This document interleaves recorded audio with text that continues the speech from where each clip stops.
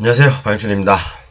오늘 제가 친구들하고 좀 맥주 한잔하고 이제 들어왔는데 아까 좀 또 술 한잔 먹어서 근데 많이는 안 먹었어요. 맥주 한 2병 정도 먹었는데 강동열 사장님께 전화가 왔는데 제가 좀 또 술 먹고 말씀을 더 나누면 실수할까봐 제가 내일 전화 드린다고 하고, 근데 좀 오늘 강의를 요걸로 좀 마무리하려고, 대학력 총정리 요걸 마무리하려고 그냥 어쩔 수 없이 이렇게 지금 방송을 하게 됐습니다.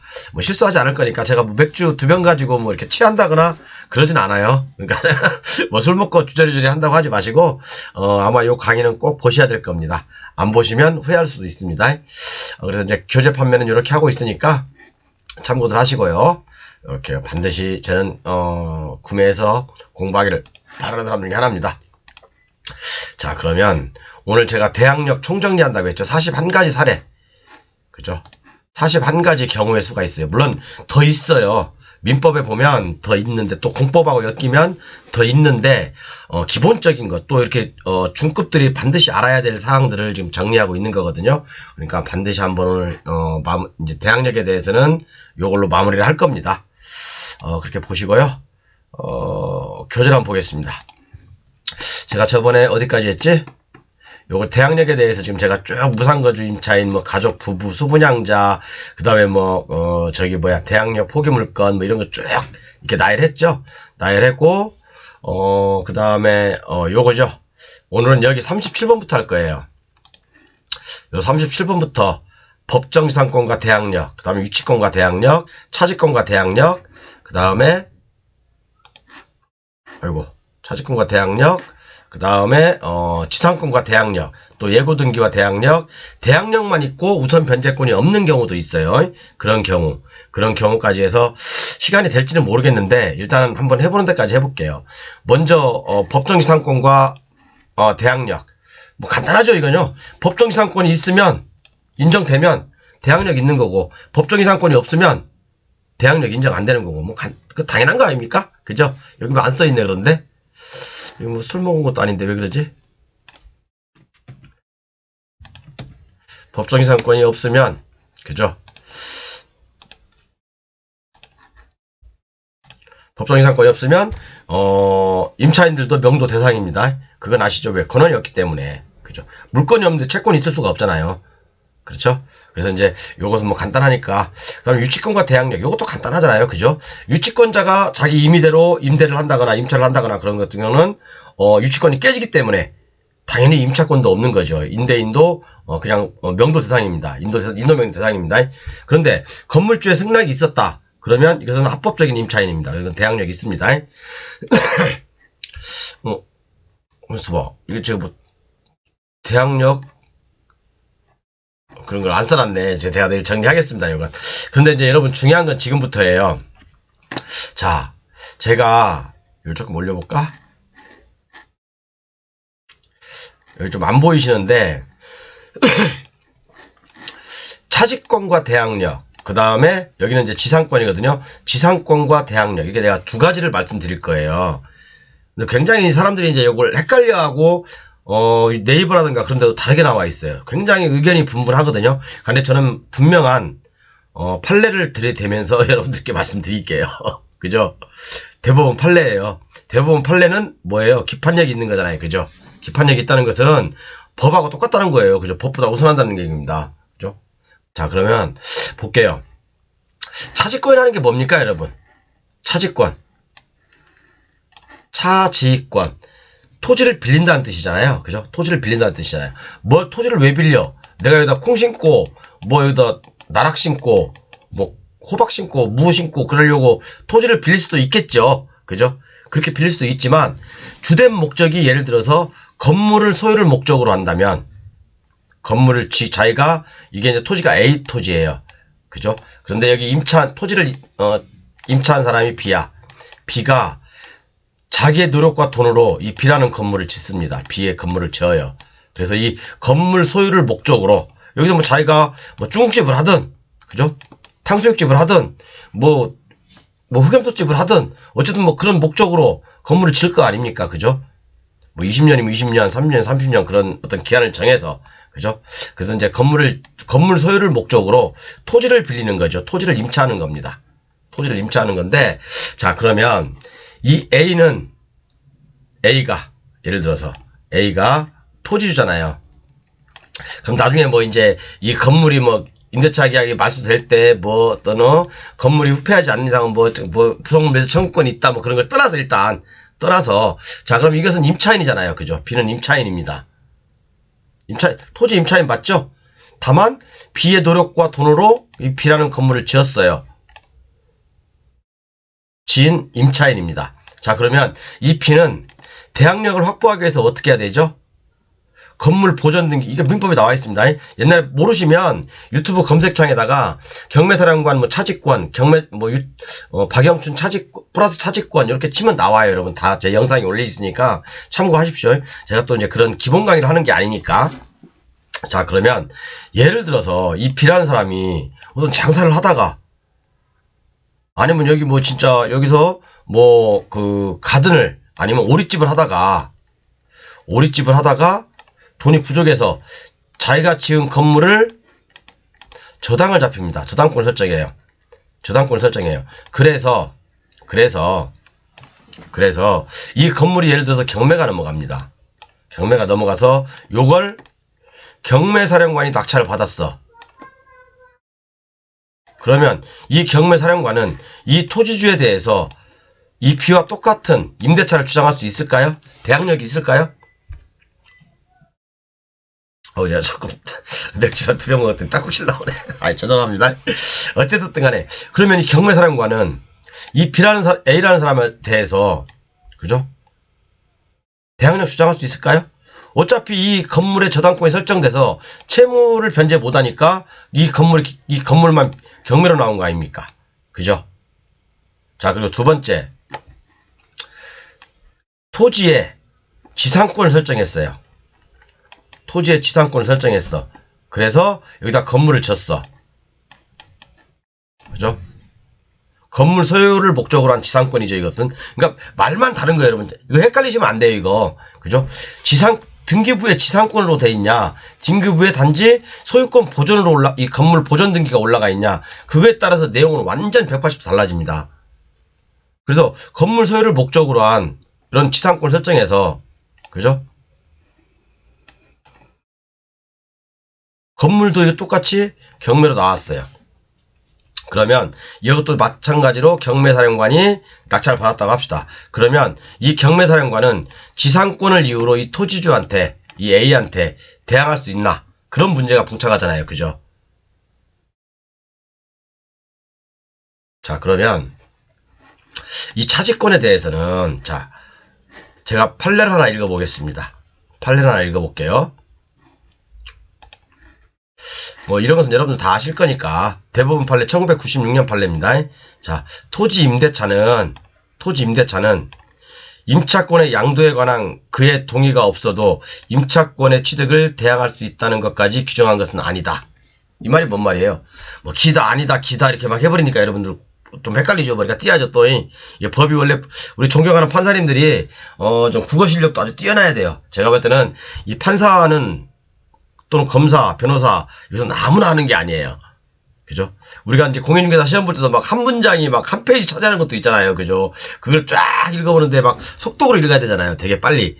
그죠? 그런데 여기 뭐라고 되어 있습니까? 임차권의 양도에 관한 그의 동의가 없어도 임차권의 취득을 대항할 수 있는 것까지 규정한 것은 아니다. 라고 되어 있습니다. 대법원에. 이것은 뭔 말이냐면 차지권을 통해서 자기가 건물을 지어서 보존 등기를 했어요. 그리고 여기다 저당권을 설정했어. 그래서 이게 경매가 넘어갔어. 그러면 이 건물에 대한 낙찰자는 이 토지주한테 A한테 대항하지 못한다는 얘기예요. 대항력 없다는 얘기예요. 당연히 물론 경매하기 전에 이 사람은 보존 등기만 하면, 건물에 보존 등기만 하면, 그죠? 대항력이 생기죠. 그렇지만 이게 이제 건물에 저당권을 설정해서 넘어갔을 때는 상황이 달라진다는 얘기예요. 그리고 이 지상권, 건물 소유를 목적으로 한 지상권이 있죠. 지상권 여러 가지도 있을 수 있잖아요. 그죠? 철탑에 관한 거, 지하철에 관한 거, 가스관, 뭐 송유관, 뭐 여러 가지 있을 수 있어요. 그죠? 여러 가지 있을 수 있으니까 일단 건물 소유를 목적으로 한 이 지상권자가, 그죠? 지상권자가 지상권 설정자한테, 이 사람이 설정자죠. A가 A, B가 있어요. 이 사람이 지상권자고 이 A는 지상권 설정자. 맞죠? 그죠? 그런데 이 건물이 어찌어찌 해서 경매가 넘어갔어. 이거 경매사령관이 낙찰을 받았어. 그러면 이 경매사령관은 이 사람한테 지상권을 주장할 수 있냐? 있죠, 이것은요. 이것은 있습니다. 제가 그래서 판례를 한번 읽어볼게요. 건물에 대한 저당권의 효력이 그 건물의 소유를 목적으로 한 지상권에도 미치는지 여부. 적극 나와있죠? 적극. 그죠? 그죠? 그 다음에 위 가항의 경우 건물의 경락인이 등기 없이도 지상권을 취득하는지 여부. 등기 없이 당연히 경락인이 취득하죠. 그죠? 그렇기 때문에 이 차지권하고 어떻게 보면 여러분, 이 토지 임대차죠? 민법 622조인가? 맞나? 제가 모르겠네. 이게 제가 숫자 이게 그런 거 외우기 싫어하는 사람이라 막 돈 세고 막 뭘 외우는 걸 제가 엄청 싫어해요. 근데 수학은 제가 잘한다고 했죠. 어쨌든 간에 뭐 민법 622조에 의한 이 차지권, 622조인가 1조인가 모르겠습니다. 어떤 이 차지권, 토지 임대차가 차지권이거든요. 차지권에 대한 이게 만약에 건물이 소유자가 바뀐 경우에는 경락으로 인해서 소유자가 바뀐 경우에는 대항력 없습니다. 이건. 이 사람은 정말 위험한 처지에 이거 경매물건 많이 나옵니다. 이런 거요. 그죠? 이게 이런 것들 사실은 대한민국에서 아마 제가 최초로 강의할 거요. 옛날에 차지권에 대해서도 이 건물이 대항력이 있냐 없냐 그거를 가지고 많이 사람들이 막 설왕설래 하는데 제가 그때도 그랬어요. 제가 좀 이런 얘기 자주 쓰는데 죄송합니다. 계약서 전문가님들 유튜브 내리세요. 없습니다. 대항력. 이라고 얘기를 한 적도 있어요. 근데 없어요. 그죠? 야, 이런 것들은 낙찰 받으시면 안 됩니다. 낙찰 받으시면 안 되고, 물론, 어떤 경우에는 받아도 돼요. 어떤 경우에는. 그죠? 그리고 이 지상권에 관해서, 건물 소유를 목적으로 한 지상권은 대항력이 있다. 그거 보시면 됩니다. 좀 얘기가 길어졌죠? 그 다음에, 뭐, 이거 예고된가, 이거 왜 들어왔지? 어쨌든 뭐 예고등기는 이제 거의 지금 없어졌으니까. 그런데 이제 예고등기도 두 가지 경우의 수가 있어요, 여러분. 근저당에 대한 예고등기가 있고요. 소유권에 기한 예고등기가 있을 수 있어요. 근데 이게 뭐 옛날에 설정했던 거라 가끔씩 경매로 나올 수가 있어요. 그죠? 가끔 경매로 나올 수가 있다고요. 근데 이게 여기 왜 들어가, 이게 저도 여기 대항력이 있는데, 대항력 하는데 여기 예고등기가 왜 들어가 있는지 모르겠어요. 어쨌든 뭐 그렇다고 합시다. 그죠? 뭐 어제 들어가 있으니까. 뭐 그래 또 설명해야 되네. 근저당에 대한 예고등기에서 근저당이 있고, 뭐 소유권이 있고, 근저당이 있고, 뭐 가압류가 있잖아요. 그러면 맨 밑에 예고등기는 후순위라 하더라도 소멸되지 않죠. 예고등기는. 그죠? 그 다음에 건물철거, 가처분도 소멸되지 않죠. 그죠? 소멸 안 되는 게 세 가지가 있지 않습니까? 우순이지만. 그죠? 맞잖아요. 그 중에 하나가 예고등기예요. 제가 이제 다음 시간에 할 건데, 자, 예고등기는 뭐 굳이 배울 필요는 없어요. 사실 여러분, 이거. 그죠? 그렇지만, 이 근저당, 소유권 밑에 있는 근저당, 뭐, 근저당 또 있다고 합시다. 그러면, 이 근저당에 대한 예고등기. 예고등기가 뭡니까? 내가 근저당 이거 뭐 내가 다시 가져오겠다. 그럼 뭐 그놈이 그놈 아닙니까? 그죠? 그놈이 그놈이에요. 그렇다고 해서 마스터 기준 등기가 변하는 건 아니지 않습니까? 그죠? 그렇기 때문에 경매에 하등의 지장이 없다. 안 그렇습니까? 이 저당권이 A야. 그런데 그 예고등기 한 사람은 이 저당권을 나중에 언제 어느 때 어떤 조건이 만족되면 내 앞으로 가져오겠다고 예고를 한 거잖아요. 미리. 예고를 한 거잖아요. 그렇죠? 그런데 만약에 그래, 자, 이 예고등기가 이게 필요한 사람이야. 필요한 사람으로 나중에 경매 낙찰 받고 바뀌었어. 그래도 관계없어요. 그죠? 그런데 이 소유권에 대한 예고등기는 달라질 수가 있어요. 왜? 이 맨 위에 있는 소유권이잖아요. 이 사람이 예고등기를 여기다 했어. 내가 언제 어느 때 아니면 또 어떤 조건이 되면 가져오겠다. 낙찰 받고 내가 만약에 경매사령관 낙찰 받았어. 소유권에 대한 예고등기야. 그럼 나 소유권 뺏길 수 있습니다. 이거. 뺏겨요. 그렇기 때문에 이 소유권에 대한 예고등기 외에는 특별히 한 번쯤 생각해 보면 돼요. 아, 저당권에 대한 예고등기 특별히 문제가 없다라고 하면 입찰 들어가면 되는 겁니다. 뭐 이거 좀 설명이 좀 부족하긴 한데 어쨌든 그렇게 보면 돼요. 그리고 여러분들 요런 게 있어요. 우리가 이제 가만히 살펴보면 대항력만 있고 우선 변제권이 없는 경우가 있어요. 대항력은 뭔지 아시죠? 대항력. 지금까지 제가 대항력을 지금 41가지 쭉 설명했으니까 선순위 말소 기준등급보다 앞에 있는 거예요. 그죠? 앞에 있는 사람을 대항력이라고 하는 거예요. 그죠? 대항력이라고 하는 건데 대항력은 있는데 우선 변제권이 없어. 또는 최우선 변제권이 없는 경우가 있을 수 있어요. 예를 들어서 여러분 이런 말씀 들어봤죠? 1차 경매, 2차 경매. 그죠? 예를 들어서 첫 번째 경매 어떤 물건이 나왔어. 근데 맨 위에 선순위가 있어요. 선순위 임차인이 있어. 대항력 있는 또 우선 변제권 확정일자가 있는 임차인이 있어요.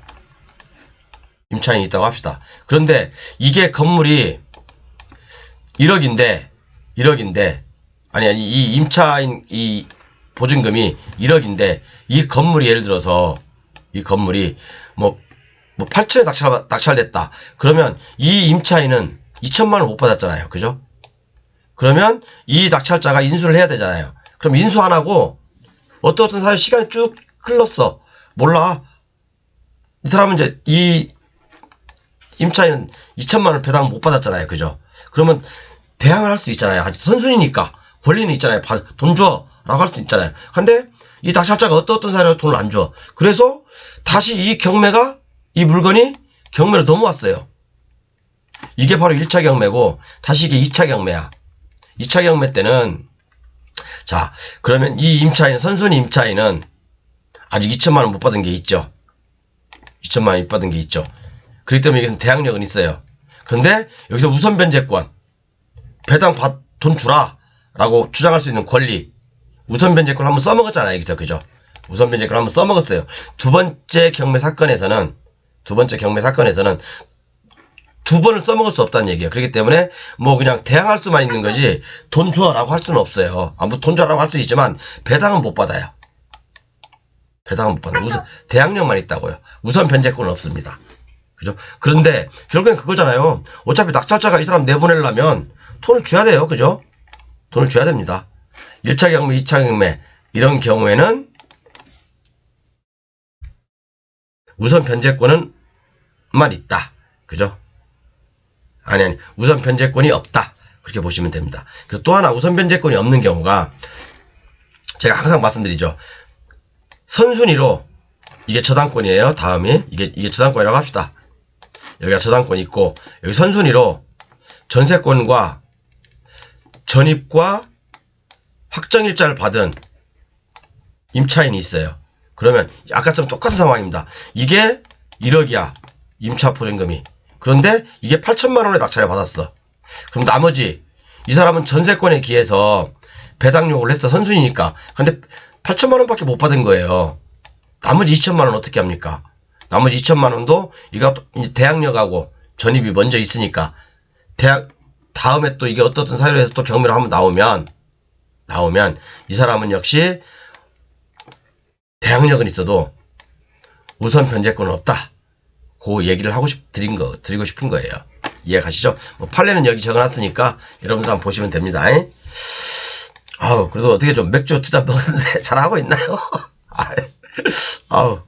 그 다음에 이제 임차권 등기 명령 후에 또 임차인이 있는데, 원래는 이게 이제 41, 42, 43, 44번이 돼야 되는데, 제가 뭐 또 번호 많이 매기는 거죠. 그래서, 자, 임차권 등기 명령 후에 임차인. 요것은 제가 좀 어떻게 보면, 극비 아닌 극비, 그러니까 블루오션 중에 블루오션인데, 자, 제가 설명드렸죠. 여기가 이제 저당권이 있어요. 그죠? 임차권 등기 명령이라고 했잖아요. 이 사람이 선순위 임차인인데, 건물주가 돈을 안 줘. 만기가 되는데. 그런데 이 사람이 이제 화가 나니까, 이사 가기 위해서 등기부에다가 임차권 등기 명령을, 임차권 등기를 하고, 다른 데로 이사를 갑니다. 다른 데로 전출도 가고 주민등록도 옮기고 다 옮겼어요. 그러니까 이 집에는 현재 깨끗한 집이죠. 깨끗한 집이죠. 그러니까 깨끗하니까 또 공인중개사들도 깨끗한 집이니까 다시 또 임차인을 여기다 넣으려고 할 거예요. 그죠? 임차인을 넣으려고 할 겁니다. 또 건물주 입장에서도 건물을 놀리면 뭐합니까? 또 임차인 넣겠죠. 모르시는 분은 최근에 제가 방송한 것 중에 임차권 등기 명령 후에 임차인 그 내용이 있습니다. 그거 보세요. 그래서 여기다 임차인을 또 넣습니다. 그죠? 그러면 이게 만약에 경매가 넘어갔어. 이게 경매가 꽉 넘어갔어요. 그죠? 경매가 넘어갔습니다. 그러면 당연히 여기 임차권 등기를 하고 떠난 사람은 당연 배당자죠. 배당 요구를 안 해도 배당을 해주죠. 그러면 이 사람은, 두 번째 있는 사람은 우선 변제권이 있을까? 그럼 또 대항력은 있을까? 301호라는 집 한 칸이에요. 방 한 칸이에요. 예를 들어서 301호라는 방 한 칸이에요. 이 사람은 당연히, 첫 번째 사람은 당연히 대항력도 있고 우선 변제권도 있고 다 있어요. 그죠? 그런데 두 번째로 여기 들어온 전입자는 대항력 있을까? 우선 변제권 있을까? 라는 거에 대해서 여러분 퀘스천 마크를 찍어야 돼요. 어떻게? 대항력 있다? 없다? 다 아시죠? 모르시면 제 유튜브 방송 요거 보세요. 요거 돈 되는 겁니다, 여러분. 유튜브 방송 중에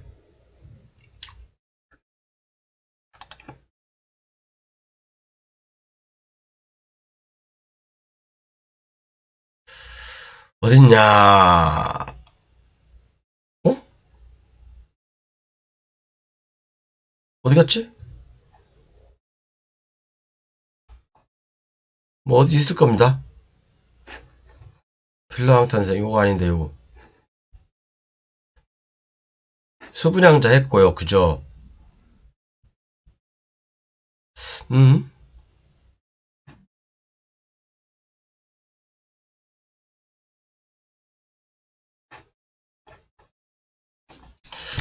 뭐 어떤 건지 모르겠네. 어쨌든 이 근처에 있어요. 이 근처에 이거 하기 전에 이 근처에 있을 겁니다. 한번 보세요.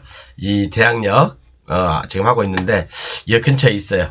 어쨌든 그래서 임차권 등기 명령을 하고 후에 들어온 또 다른 임차인, 이 사람은 대항력은 있습니다. 다만 최우선 변제권만 없을 거예요. 그죠? 최우선 변제권만 없을 뿐이다.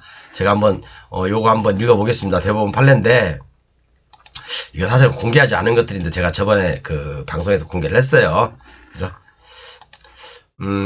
점유를 상실한 데에서 임차권 등기 명령을 신청하여 이 사건 임대차 등기를 격려받은 것이므로 B는 이 사건 경매 매각 대금에서 소액 임차인인 최우선 변제권을 통해 배당금을 배당 관리가 없다. 그러니까 최우선 변제권은 없다는 얘기예요. 그죠? 다만 대항력은 있다. 뭐라고? 왜 대항력이 있냐?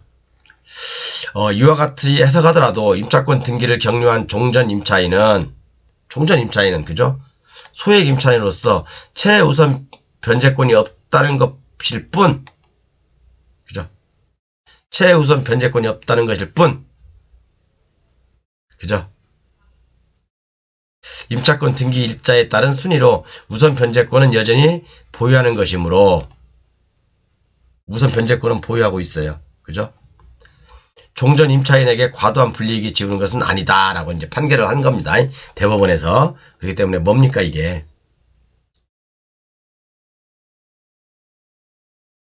이게 뭐예요?